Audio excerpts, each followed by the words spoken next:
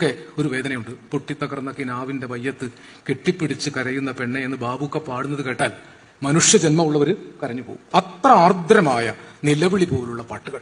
പിന്നെ നേരത്തെ സാറ് പറഞ്ഞല്ലോ ഈ കേരളീയ നാടോടിപ്പാട്ടുകളുടെ സംസ്കാരം എങ്ങനെയാണ് ഈ സാധാരണ വിദ്യാഭ്യാസം പോലും ഇല്ലാത്ത മനുഷ്യൻ ഇതൊക്കെ സ്വായത്തമാക്കിയത്. തച്ചോടി ഒതേന്റെ ഒരു പാട്ട് അത്രയൊന്നും ശ്രദ്ധിക്കാത്തൊരു പാട്ടാണ്.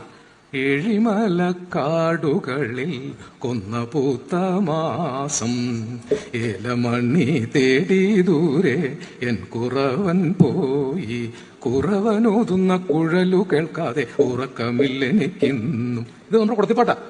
ശ്രീഭുവനം നാടുതോറും നാടു നല്ല ദേശം, കന്നിമുന്നം നാട്ടിലെ പിറന്നൊരു കുറത്തി, വിഷ്ണുവിങ്കൽ ഭക്തിയോടെ വിശ്വസിച്ചൊരുത്തൻ, ഭക്തനായ നൽകുറവൻ വേട്ടുകൊണ്ടവളെ. ഈ ഒരു ഈണമാണ്, അതിന്റെ ഒരു നവീകരിച്ച ഫോമാണ് ആ പാട്ടിൽ ഉപയോഗിക്കുന്നത്. അതുപോലെ തന്നെ കൊട്ടും ഞാൻ കേട്ടില്ല, കുഴലും ഞാൻ കേട്ടില്ല, അത് മറ്റൊരു നാടോടി പാട്ടിന്റെ ഈണാണ്.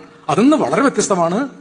അഞ്ജന കണ്ണെഴുതി ആലിലത്താലി ചാർത്തി അറപ്പുരവാതിലിൽ ഞാൻ കാത്തിരുന്നു, മണവാളനെത്തും നേരം കുടുമയിൽ ചൂടാനൊരു കുടമുല്ല മലർമാല കോർത്തിരുന്നു. ഈ ഈണൊക്കെ എങ്ങനെയാണ് കൺസീവ് ചെയ്യുന്നത് എനിക്ക് അത്ഭുതം. ബാബുക്കായ പോലെ ഒരാൾ പാലാട്ടുകോമൽ അതിപ്രശസ്ത ഒരു പാട്ടുണ്ട്, നമുക്ക് ആലോചിക്കാൻ പോലും പറ്റില്ല.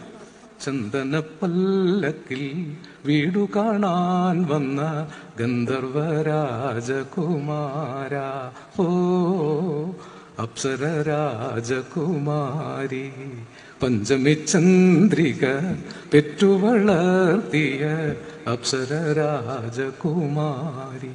അതിന്റെ ഓരോ വരിയിലും അല്ലിപ്പും കാവിലെ ആവണി പലകയിൽ അഷ്ടമംഗല്യമൊരുക്കാം ഞാൻ, ദശപുഷ്പം ചൂടിക്കാം, തിരുമധുരം നേദിക്കാം, താമരമാലയിടിക്കാം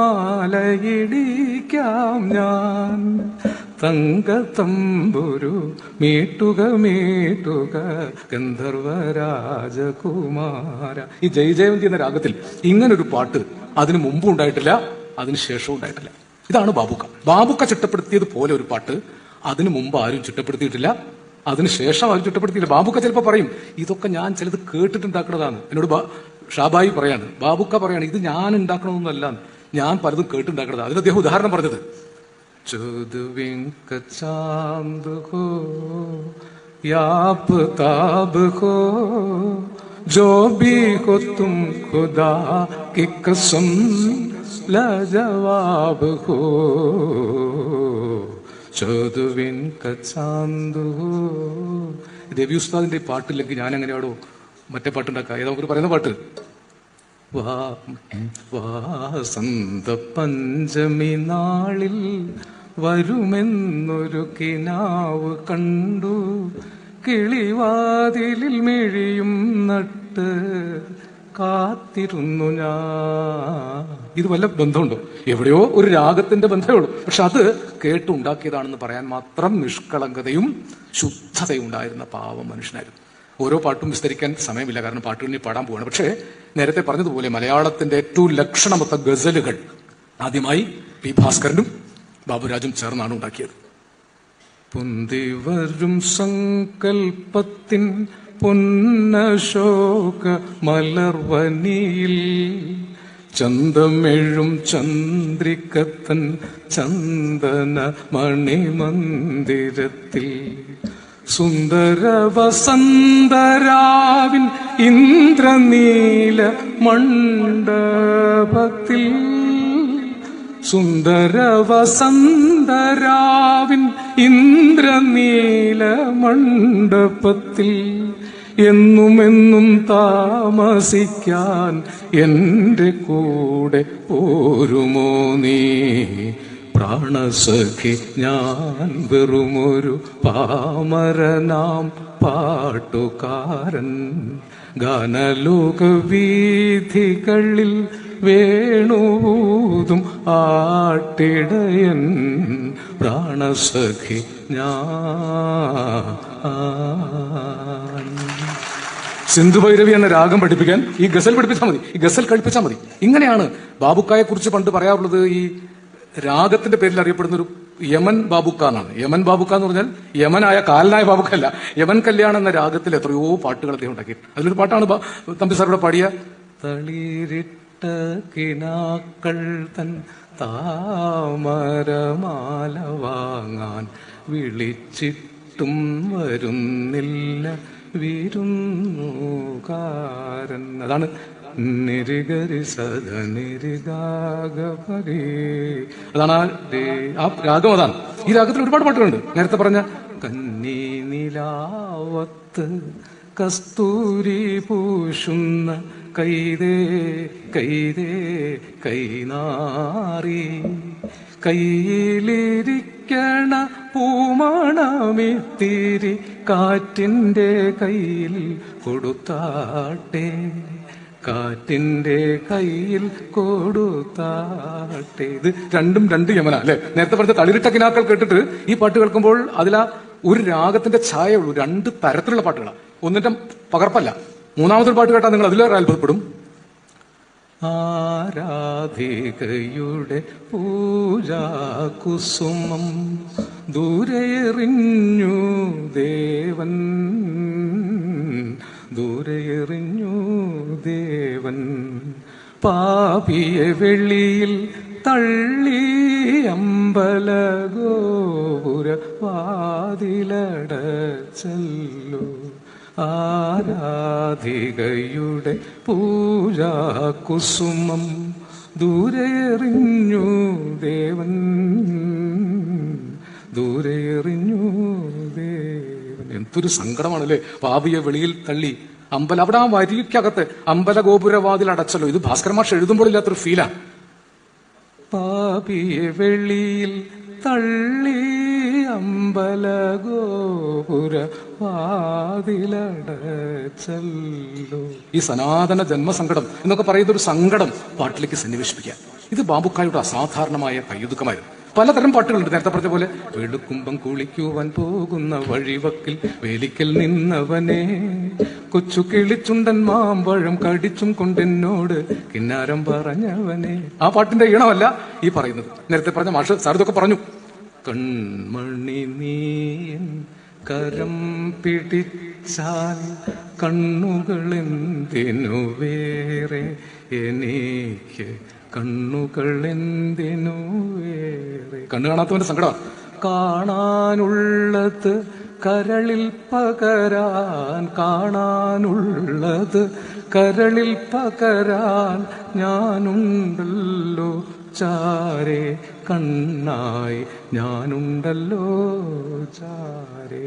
ഭാസ്കര മാസ്റ്റർ വരികളും കുപ്പിത്തരിവള കിലുക്കി ഞാൻ ഈ കരളിൽ മുട്ടി വിളിച്ചാലോ, വാർമഴവില്ലിൻ വളകളണിഞ്ഞൊരു വസന്തം എന്തെന്നറിയും ഞാൻ, തൂ വസന്തം എന്തെന്നറിയും ഞാൻ. ഈ വിധത്തിലുള്ള വരികളാണ്. അതിന് പറ്റിയ പാട്ടുകൾ. അള്ളാഹു വെച്ചതാം അല്ലലൊന്നില്ലെങ്കിൽ അള്ളാഹുവെ തന്നെ മറക്കില്ലേ, എല്ലാവർക്കും എപ്പോഴും എല്ലാം തികഞ്ഞാൽ സ്വർലോകത്തിനെ വെറുക്കില്ലേ, പൊൻവളയില്ലെങ്കിലും പൊന്നാടയില്ലെങ്കിലും പൊന്നിൻ കുടമെന്നും പൊന്നിൻ കുടം, എന്റെ പൊന്നിൻ കുടമെന്നും പൊന്നിൻ കുടം. ഉദയഭാന്റെ ശബ്ദം ഈ മൊയ്തു, ഇവിടുത്തെ മൊയ്തു പടിയത്താണ് അല്ലെ. കുട്ടിക്കുപ്പായം കൊടുങ്ങല്ലൂർക്കാരനായ മൊയ്തു പടിയത്ത് എഴുതിയതാണ്. അങ്ങനെ കൊടുങ്ങല്ലൂരിന് ഒരുപാട് സ്മരണകളുണ്ട്. ബാബുക്കായി ഇവിടെ കൂടി നടന്നിരുന്ന ഒരാളാണ്. ബാബുക്കായുടെ ചില പാട്ടുകൾ ഒരുപക്ഷെ വേണ്ടത്ര നമ്മൾ പറയാൻ, ഓളവും തീരവും എന്ന സിനിമയിലാണ് ആദ്യമായി മലയാളത്തിൽ സിനിമയ്ക്ക് വേണ്ടി മാപ്പിള മഹാകവി മോയിൻകുട്ടി വൈദ്യരുടെ ബദറുൽ മുനീർ ഹുസ്നുൽ ജമാലിലെ വരികൾ ആദ്യമായിട്ട് സിനിമയിൽ കമ്പോസ് ചെയ്തത് PN പടത്തിലാണ്. MT എഴുതിയ ഓളവും തീരവും. അതിലെ പാട്ടുകളൊക്കെ നമുക്കറിയാം. തട്ടക്കി മണ്ണത്തെ സമയത്തിൽ ഉടനവനെത്തി മനതുള്ളിൽ സരസിജ മുറ്റേ മധുരത്തിൻ ഹുസ്നുൽ ജമാല, അവളുടെ തരമഹുതൊക്കെ മറന്നിട്ടും എന്നതുടഹാലാൽ. ഈ രീതിയിലുള്ള പാട്ടുകളാണ്. അതിലൊരു അസാധാരണ മെലഡി ഉണ്ട്. ഈ മോയിൻകുട്ടി വൈദ്യരുടെ ഒരു സവിശേഷത, ഇശലുകൾക്കകത്ത് മെലഡി ചേർത്ത് എഴുതിയ ഒരാളാണ്. നല്ല താളമുള്ളതാണ്. കണ്ടാറക്കട്ടുമ്മ വെണ്ടാരുളത്തക്കത്തുണ്ടതിലുണ്ടാനേ ഒരുത്തി കഹനിലുദിത്ത കമ്മർ പോൽ ഭൂകങ്കത്തി ലങ്കിമാറിന്താനെ. അത്തരത്തിൽ താളമൊക്കെ ഉണ്ട്. അതോടൊപ്പം തന്നെ അതിനകത്ത് അസാധാരണമായ മെലഡിയുണ്ട്. ആ മെലഡി കണ്ടെത്തിക്കൊണ്ടാണ് പൊയ്യേ എനിക്കുണ്ട് പയ്യല് പീറായത്തിൽ ഒത്തൊരു വീത്ത് കള്ളിത്തും കൊണ്ട് ഒരുവൻ ഉറ്റൊരു വാക്ക് ഞാൻ തെറ്റിടാതെ ഹയ്യവൻ നാമത്തെ മൊയ്യും സൈനു തുജ ആമേയൻ നാമം നസീമത്തെന്നും ഞങ്ങൾക്കാശയും വൻ വിശ്വാസം തന്നിൽ രസൻ നീക്കാഹെന്നെ പിരിശത്തിൽ ചെയ്യുവാനും ആടും ദീനം വീട് കൂടുവാനും ദിവസം ആശയിൽ നീ ചെയ്യിച്ചോശ വീശി. ആ പടത്തില് ആ സീനിൽ അഭിനയിക്കുന്നത് ബാബുക്കയാണ്. ഓർമ്മയുണ്ടോ സീൻ? കണ്ടാറ കട്ടും അങ്ങനെ കയ്യൊക്കെ വെച്ചിട്ട് തലക്കെട്ടൊക്കെ കെട്ടി പാടി അഭിനയിക്കുന്ന സീനുണ്ട്. അതുപോലെ പൊട്ടിത്തകർന്ന കിനാവിന്റെ മയ്യത്ത് കെട്ടിപ്പിടിച്ച് കരയുന്ന പെണ്ണെ. പിന്നെ ബാബുക്കായുടെ തന്നെ മെലഡികളൊക്കെ ചേർത്ത് ബാബുക്ക ഒരു പാട്ട് ചെയ്തിട്ടുണ്ട്. സിന്ദൂര പൊട്ടു തൊട്ട് തത്തമ്മ കൂടിളക്കി കൊഞ്ചിക്കുഴഞ്ഞുലഞ്ഞ് വരുന്നതാരോ. അഞ്ചരക്കണ്ണെഴുതിയുടെ പാരഡിയാണ് ഇത്. അദ്ദേഹം തന്നെ കമ്പോസ് ചെയ്തിരിക്കുന്നത്. ചായക്കടയിൽ വെച്ചിന്നലെ കണ്ടപ്പോൾ കാണാത്ത മട്ടിലിരുന്നവൻ, എന്നെ കാണാത്ത മട്ടിലിരുന്നവൻ, പാതിരാ നേരത്ത്. ആ പാട്ട് മനസ്സിലായോ? പാവാടപ്രായത്തില്ല നിന്നെ ഞാൻ കണ്ടപ്പോൾ. അതിൽ കുറെ പാട്ടുകളുണ്ട്. ഈ ഒരുപാട് പുതിയ കലാവധി രാഗമൊക്കെ മലയാളത്തിലേക്ക് ആദ്യം അവതരിപ്പിച്ച പാട്ടാണ്. അതിലൊരു പാട്ടുണ്ടല്ലോ, മുട്ടിട്ട് നിൽക്കുന്ന തൈമുല്ല. അക്കരെയാണെന്റെ താമസം, ഇക്കരെയാണെന്റെ മാനസം, പൊന്നണിഞ്ഞെത്തിയ മധുമാസം. അത് കലാവധി എന്ന് പറഞ്ഞ രാഗമാണ്. വലച്ചി എന്ന് പറഞ്ഞ കർണാടക രാഗം. ആ രാഗം പഠിപ്പിക്കാൻ ഈ പാട്ട് മതി. അങ്ങനെ അനവധി പാട്ടുകൾ, രാഗങ്ങൾ, ഓരോന്നും പാടിയാൽ തീരാത്ത അത്രയുണ്ട്. അതൊക്കെ പാട്ടുകൾ നിങ്ങൾക്ക് കേൾക്കാം. എങ്കിലും ബാബുക്ക തന്ന ഒരു സംസ്കാരമുണ്ട്. അത് പാട്ടുകൾക്ക് നൽകിയ അസാധാരണമായ മെലഡിയാണ്. മലയാളം ഇല്ലാതായാലും മനുഷ്യരുള്ള കാലം വരെ ബാബുക്കയുടെ ഈണങ്ങൾ നിലനിൽക്കും. ഇപ്പം തമ്പിസാറിന്റെ തന്നെ ആദ്യത്തെ പടങ്ങളിൽ ഒന്നാണ് മിടുമിടുക്കി, അല്ലെ? മിടുമിടുക്കിയാണ് അകലെ. അകലേ അകലേ അകലെയാണ് സാധനം. അകലേന്ന് ഇങ്ങനെ പറഞ്ഞ ശരിയാവില്ല. അകലേന്ന് അങ്ങനെ വിദ്യാഭ്യാസം ഇല്ലാത്ത ബാബുക്ക നീലാക. അപ്പൊ അകലെയാണ് നീലാകാശം. നമുക്ക് ആ പാട്ട് കേട്ടാൽ മനസ്സിലാവും. അതിന്റെ ഈണം അങ്ങനെയാണ്. നിത്യസുന്ദര നിർവൃതിയായി നീ നിൽക്കുകയാണെൻ ആത്മാവിൽ. പിന്നെ വിശ്വമില്ല നീയില്ലെങ്കിൽ എന്നുള്ള ജാനകിയുടെ ശബ്ദം താരസ്ഥായിലെ പഞ്ചമം കടന്നിട്ട് പോവുകയാണ്.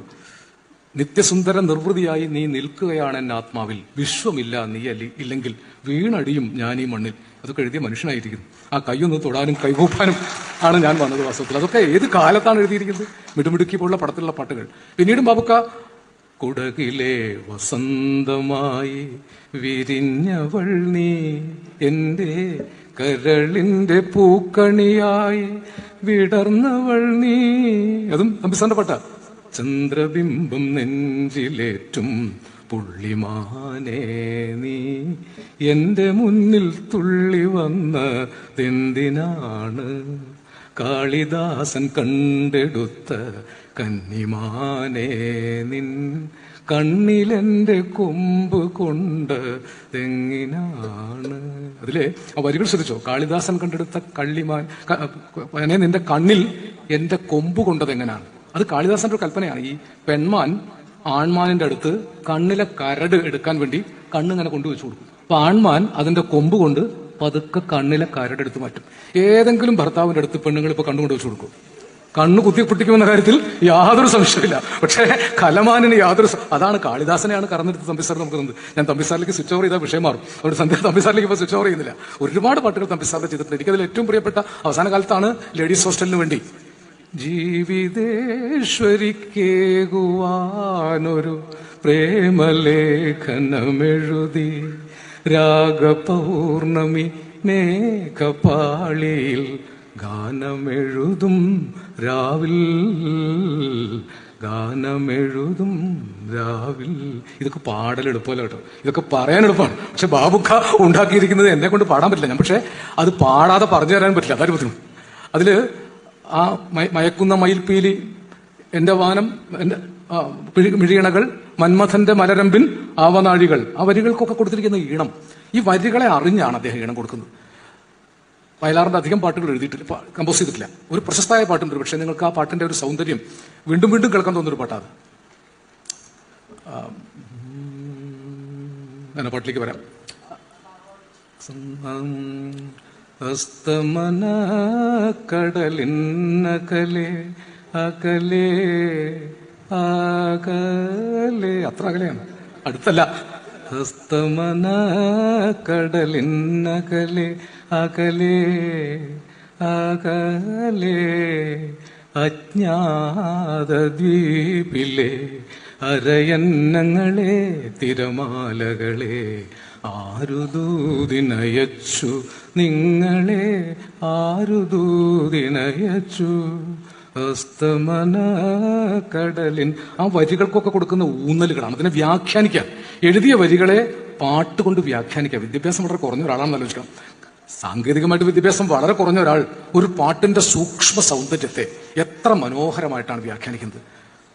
മണിമാരൻ തന്നത് പണമല്ല പൊന്നല്ല, മധുരക്കിനാവിന്റെ കരിമ്പിൻ തോട്ടം, കണ്ണുനീർ തേവി തേവി കരളിതിൽ വിളയിച്ച കനകക്കിനാവിന്റെ കരിമ്പിൻ തോട്ടം.